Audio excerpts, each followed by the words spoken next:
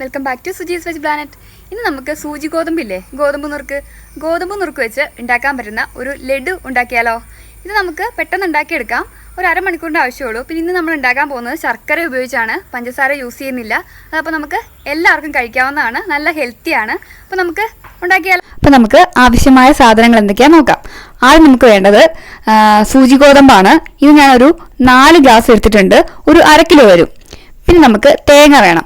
തേങ്ങ ഒരു 1.25 ഗ്ലാസ് തേങ്ങ. പിന്നെ വേണ്ടത് ശർക്കര ഞാനൊരു 2 ഗ്ലാസ് എടുത്തിട്ടുണ്ട്. പിന്നെ മധുരം അനുസരിച്ച് ഇത്തിരി വേണമെങ്കിൽ ഒരു 1/4 ഗ്ലാസും കൂടെ എടുക്കാം, പക്ഷെ ഞാനിവിടെ ഇത്ര എടുത്തിട്ടുള്ളൂ.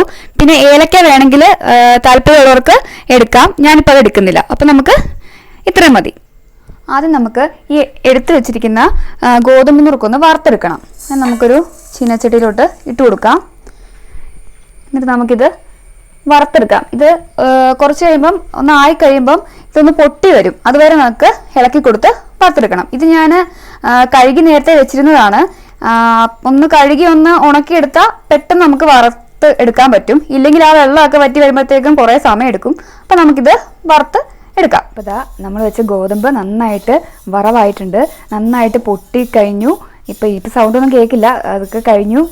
അപ്പോൾ ഇത് ഒരു 15 മിനിറ്റാണ് എനിക്ക് എടുത്തത് എല്ലാം ഒന്ന് നന്നായിട്ട് പൊട്ടി വരാൻ. കണ്ടോ, ഇത് നമ്മൾ ആദ്യം ഇട്ടപ്പോൾ കുറേ ഉണ്ടായിരുന്നല്ലോ, ഇപ്പം അത് പൊട്ടിക്കഴിഞ്ഞപ്പം ഒന്ന് വാടി. ഇത്രയേ ഉള്ളൂ. ഇപ്പം ഇതിൻ്റെ ഏറ്റവും വലിയ പണി എന്ന് പറയുന്നത് ഇതാണ്. ഇനിയും വളരെ എളുപ്പമാണ്. ഇനി ഇത് നമുക്ക് പൊടിച്ചെടുക്കണം. അപ്പം നമുക്കൊരു മിക്സിയിലിട്ട് പൊടിച്ചെടുക്കാം.